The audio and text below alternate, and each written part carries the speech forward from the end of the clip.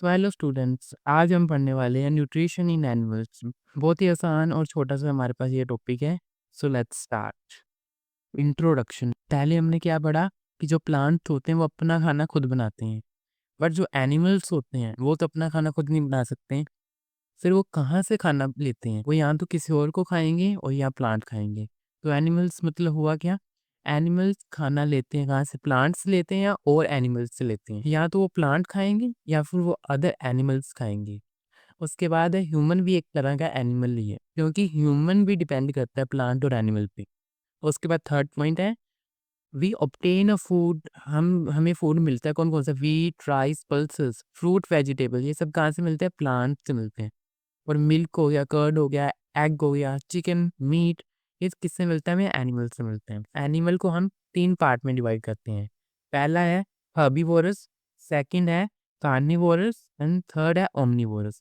Simply herbivorous कौन से होते हैं? जो हर्ब्स खाते हैं। हर्ब्स मतलब जो प्लांट्स को खाते हैं। कार्निवोरस जो सिर्फ और एनिमल्स को खाते हैं। और ओमनिवोरस क्या होते हैं? ये जैसे डॉग देखिए, ये क्या करेगा कि फ्लेश को भी खा जाएगा, मतलब मीट को भी खा जाएगा, और जो रोटी वगैरह होगी या दाल वगैरह की वो भी खा सकते हैं। प्लांट से जो हमें मिलता है उसको भी खा सकता है, और ये जानवरों को भी खा जाता है डॉग।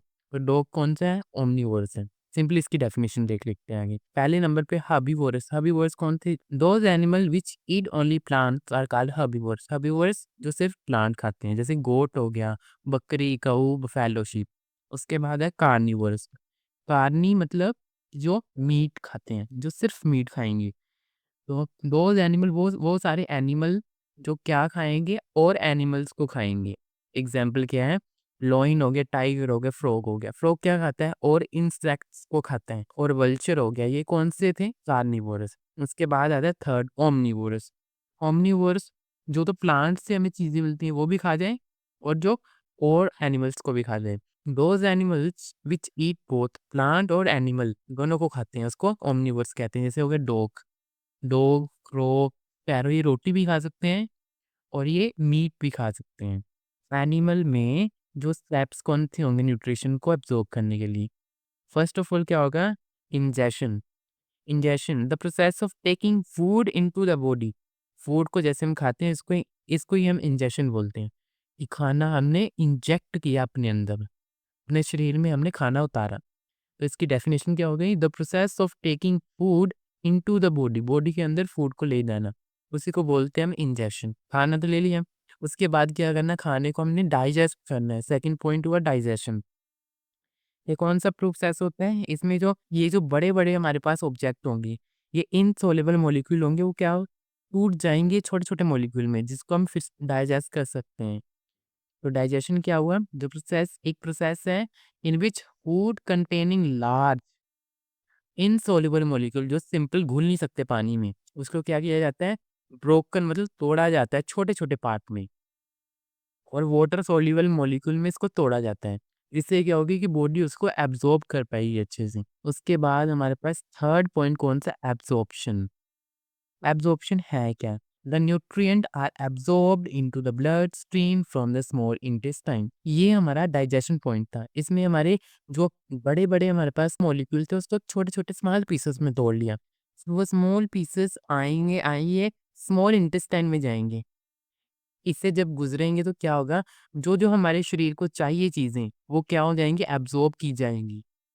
और जो हमारे पास नहीं चाहिए वो सिंपली यहाँ से बाहर निकल जाएंगी। जैसे हमें विटामिन चाहिए, न्यूट्रिएंट चाहिए, वो तो क्या होंगी? ये स्मॉल इंटेस्टाइन में एब्जॉर्ब हो जाएंगे।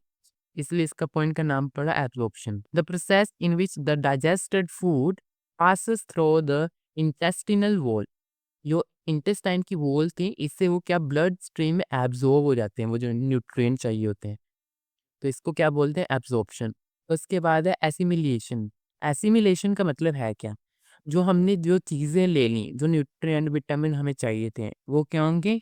वो हमारी जो बॉडी सेल्स होंगी, क्योंकि बॉडी सेल्स को काम करने के लिए एनर्जी चाहिए होती है, विटामिन चाहिए होते हैं, वो यहाँ से वो ले लेंगे, स्मॉल इंटेस्टाइन से एब्जॉर्ब कर लिए जाएंगे। उसके बाद वो हमारे शरीर के लिए काम करने के लिए जो एनर्जी चाहिए होगी, या हमारे शरीर की ग्रोथ के लिए जो भी चीज़ें चाहिए होगी, वहाँ वो यहाँ से एब्जॉर्ब होके असिमिलेशन के काम में लगाएंगे। मतलब कि यहाँ से एब्जॉर्ब हो गया, और जो हमारी सेल को काम करना था वो अपने एनर्जी वगैरह से अपना काम करेंगी। Assimilation is the process in which absorbed food is taken in our body cell लेके जाते हैं एंड यूज़ करते हैं एनर्जी की फॉर्म में, ग्रोथ की फॉर्म में, और जो जो हमारे मस्कुलर रिपेयर होने के लायक है उसको रिपेयर करते हैं। तो ये क्या हो गया? Assimilation.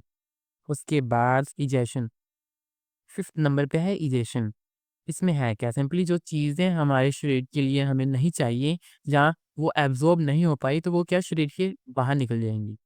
The process in which the undigested food is removed from the body is called digestion. Digestion मतलब जो अनडाइजेस्टेड फूड था, जो डाइजेस्ट हो ही नहीं पाया, उसको बाहर निकालना। तो ये था हमारा आज का टॉपिक, बहुत आसान सा और बहुत छोटा-सा टॉपिक था।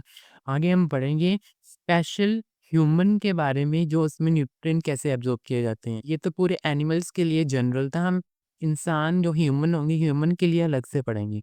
So thank you student for this.